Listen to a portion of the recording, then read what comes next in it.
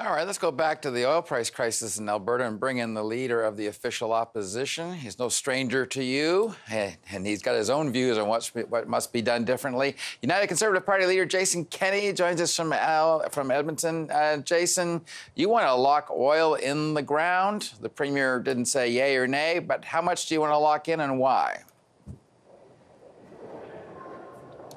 Well, Don, right now we're looking at what many are calling an economic emergency. One oil patch leader said that it's a 5-alarm fire. Another said if we don't fix this massive price differential quickly, it will be a financial catastrophe. We are selling Alberta oil at its lowest level in our history, $12 US.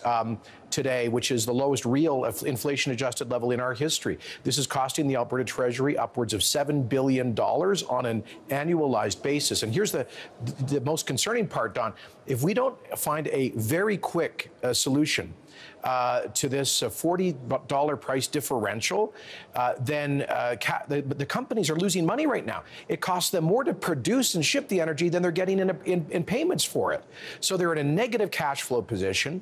They're going to strip out their capital budgets. That means a huge reduction in drilling activity. That hits the service sector and all these little companies and businesses all across the province. We're talking about potentially major layoffs in the next few months if we don't get this right. So I'm a free market conservative. I'm the last guy to propose government intervention, but I do believe that since government's created this mess, they've got to be part of the solution. One way that we could get an increase in price, get some cash back in the business, would be through a coordinated 10% reduction in production. That would be about 400,000 barrels a day. Wow. Now, you've got an election in the spring. Would this be, if you win, would this be part of your first 100 days of change that you're talking about? Well, frankly, it may be too late next June to take action. I mean, this requires immediate action. So and by the way, Don, I've written to the Premier offering to develop ideas like this in a completely nonpartisan way. This is an economic emergency for Albertans. It's bigger than partisan differences. So I hope that the Premier will listen to what the industry is saying and take our idea in good faith. What I'm proposing, Don, you probably wouldn't expect from a guy like me, but the truth is that the whole history of Alberta's energy industry was developed with government controlling production, so it didn't massively outstrip our ability to ship oil. That started in 1947 with Ernst Manning. He did that, that carried on till the 70s. Peter Lougheed brought in what's called rationing to deal with the National Energy Program in the early 80s. Every other country does this. Even Texas does it. So, you know, I think it's right. The asset doesn't belong to the oil companies. It belongs to Albertans. And right now, we're giving it away, a multi-billion-dollar transfer of wealth from Albertans basically to U.S. refineries. Jason, does buying a bunch of locomotives and a bunch of tankers to get the oil to the coast, is that a stopgap measure? Do you think it's a worthwhile initiative, or how do you look at it? Well, it might help a year from now when additional rail cars come on stream, but it doesn't help with the emergency we're facing right now. In the next couple of weeks, these companies are going to be making capital spending decisions for the first quarter of 2019, and if they don't see some relief in sight in terms of the price, there's going to be significant layoffs. So I'm not against. Look, the industry is projecting that without government assistance, there will be more rail cars shipping more oil.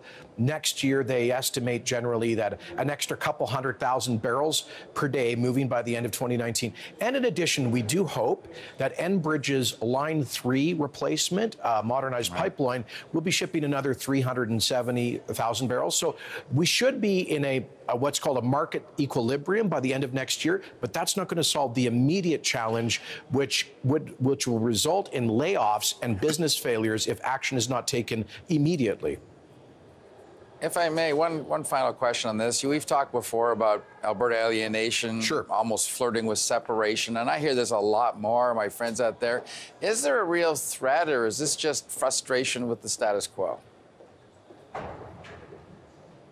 No, this is a real threat, Don. I'm talking to button-down experienced old hands in the energy sector. They've seen ups and downs.